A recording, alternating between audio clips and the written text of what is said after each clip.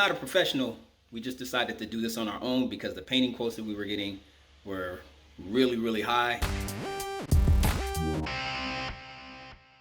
Hey everybody, Dietric Williams, realtor with Compass, Baldwin Hills, California. Welcome back to another edition of Info on the Go, the show where I give tips, tricks, and insight on how to buy, sell, or invest in real estate the easy way. If that sounds like something that you are interested in, please make sure you hit that subscribe button and ring that bell so that you're notified every time I upload new content to YouTube. Last week, I outlined our process of what it was like purchasing a house. So if you didn't watch that video, make sure you go back and watch that one before you watch this one. This week, I'm going to outline many of the projects that we did as DIY renovation projects, operating on a budget. So like many of you, you're probably operating on some money, not a lot of money, and you want to use that money wisely. So I'm going to outline the things that we did in our new home to save us a ton of money in terms of renovations. Now, I'm gonna break this down into two parts, but this part, I'm going to talk about the dining room, which is where we did the bulk of the work at. We did painting, we removed popcorn ceiling, we installed recessed lights, and we put in new flooring. And in the description, I'm going to list all the tools that we use for each of the jobs that we undertook. Then at the end, I will reveal what the finished product looked like. So hopefully you're gonna like it. So let's get right into it, starting with the dining room. I'm gonna show you before pictures. Now this is what the dining room looked like before we started any of the work. Now, the walls were peach colored when we went in, and it's not bad, it just wasn't our flavor. So my wife decided, let's paint the walls gray. So we went out to Home Depot, we got all the tools that we needed. You may go someplace else, that's perfectly fine. We got all the tools that we needed and we dug in. And here's how it wound up turning out. Now, before you start painting, you're gonna wanna remove all the face plates from the outlets and light switches and then tape over those with painter's tape or frog tape so that you don't get paint inside of those places and that your switches aren't the color of your room. Okay, so Wifey and I decided we wanted to remove the popcorn ceiling or the acoustic ceiling in the dining room. And the quote that we got to do that was like $3,000 up to like $4,000 or $5,000, something like that. Really crazy. So we did a couple of YouTube videos, saw how they did it, and we decided to do it ourselves. Now, I will say this, if you plan on doing this, the first thing you need to do is get an area tested. So we had to do a 3-sample testing, send it to a lab. It cost like $50 a sample. But it came back negative. We were good with that. And so we decided, let's go ahead and tackle this project. So I'm going to show you what we did so far. So you're going to want to spray the ceiling with water. That's because trying to scrape this off dry is really hard. You can damage the walls, and plus it's a lot of work. But if you spray it and let it sit on there for a while, then the job becomes much easier to get it off. As you can see, you just scrape it. I'm scraping it pretty easily and it's just falling right off.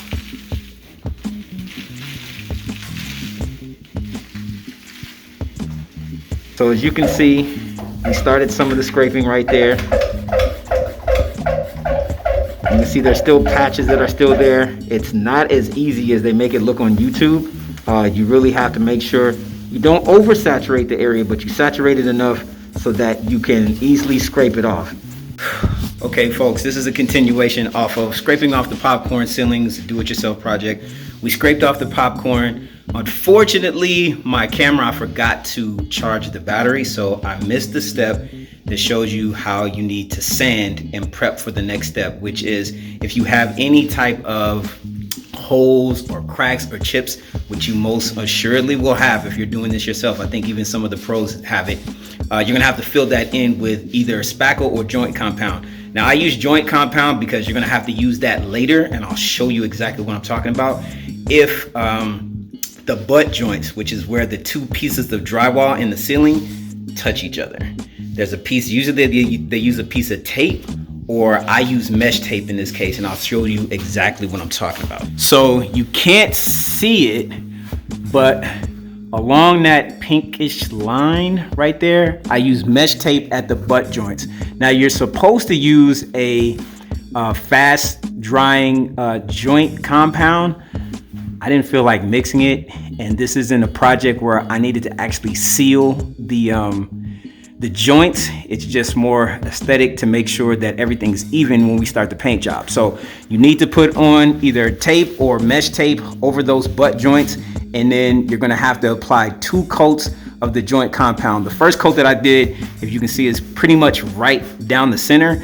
And then afterwards, I'm going to take that same joint compound and I'm gonna put it on the left and the right sides so that it adheres to the tape.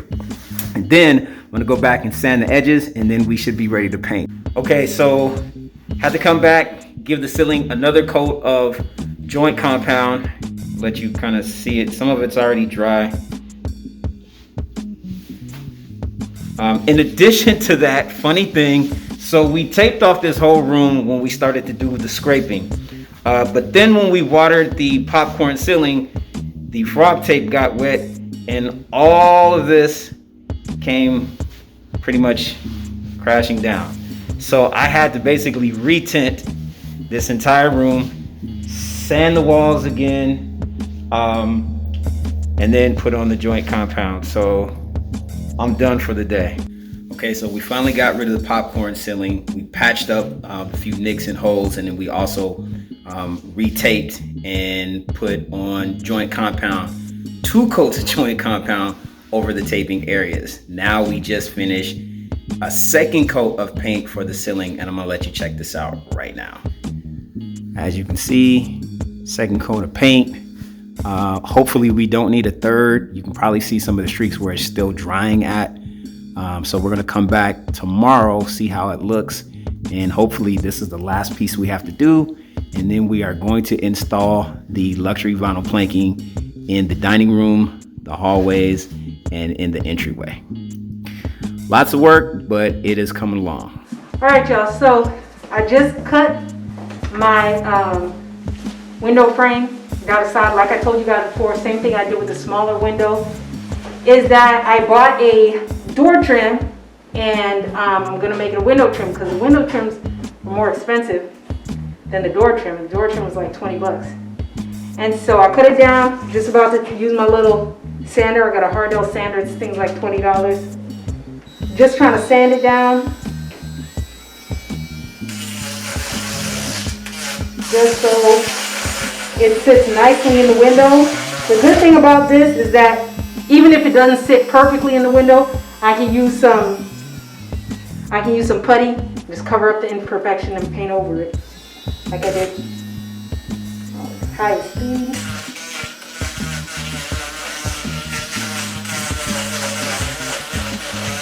Just smoothing it out there. Try not to stay in one section or you get dips. Should have had my goggles on, but I did not wear my safety goggles. Don't be like me.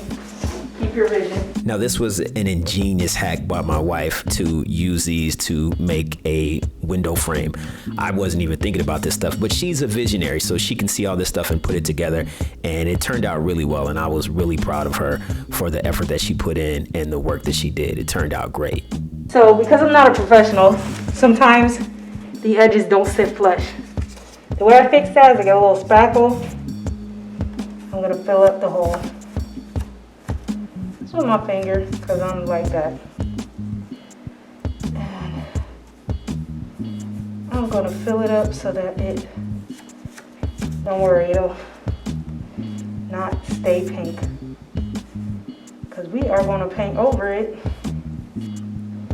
afterwards. It's just the way that I am able to kind of mask the imperfection. And you'll see once we paint it, how it's gonna go right away. And then I also use it for my nails. Now the nails are tricky. The nails are tricky.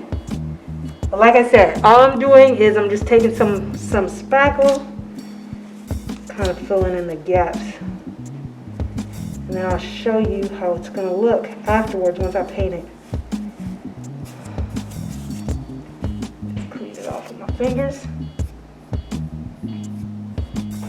And we'll wait till it dries. Now, before you install your luxury vinyl planking or whatever you're installing, you're gonna have to remove the baseboards from off the wall. So you have to do this very delicately. If you do it right, you can reuse them just like we did. So as you can see, I finally got the baseboard out around the countertop. This is what it looks like. You take it out, we're gonna have to sand it down, take off the gunk and the film and the glue, whatever else they use to put it in. I'm gonna mark this so I know where to put it back at, and then we're gonna move on right on around. Here's what it looks like when we remove the baseboards. Now, you can tell I didn't do such a great job. I'm not a professional, but I was very careful, and we were able to reuse these again and save us a ton of money. Okay, so we're getting ready to install luxury vinyl plank flooring in the dining room. As you can see, we have old parquet floors in here. We didn't scrape off all the plane or clean all that stuff up because simply we're going to cover it up. So it's not really going to matter. However, where we did spill like joint compound or different things like that, we definitely cleaned that up and then mopped around just to get rid of some of the dust from the popcorn ceiling removal that happened in here. So you get a chance to see the parquet flooring down here. We also removed the baseboards around the whole area. So you're gonna take a look at that.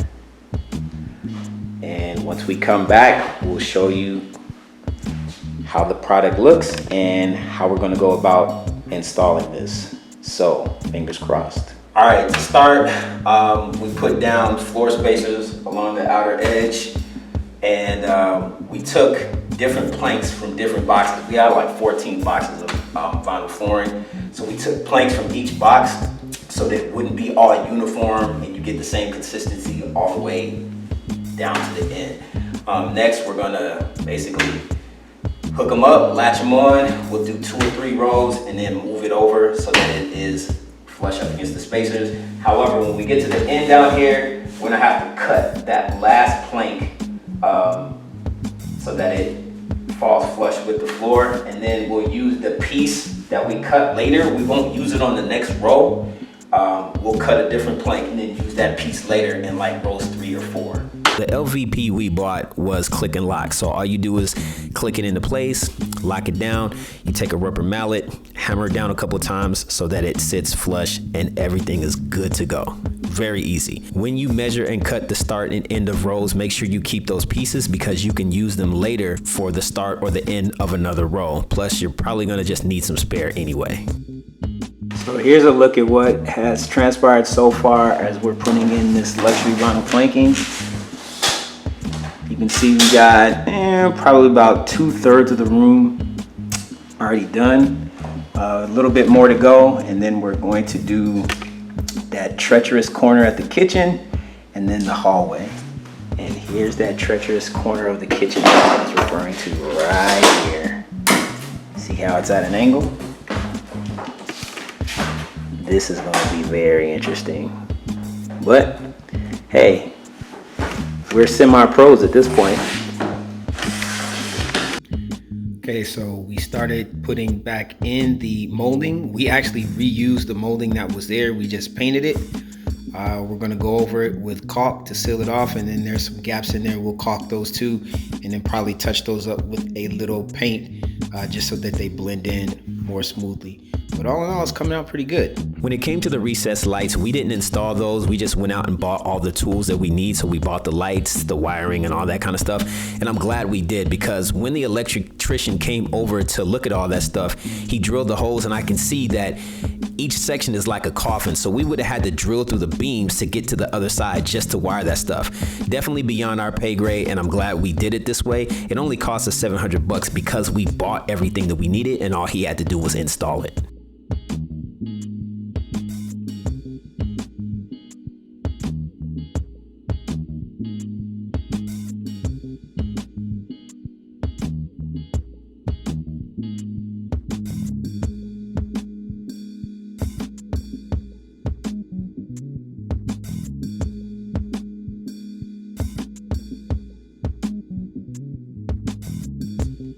So there you have it, folks, our DIY project for the dining room. Now, if you don't have a ton of money, I would suggest you utilize some of this information because it can save you tremendously.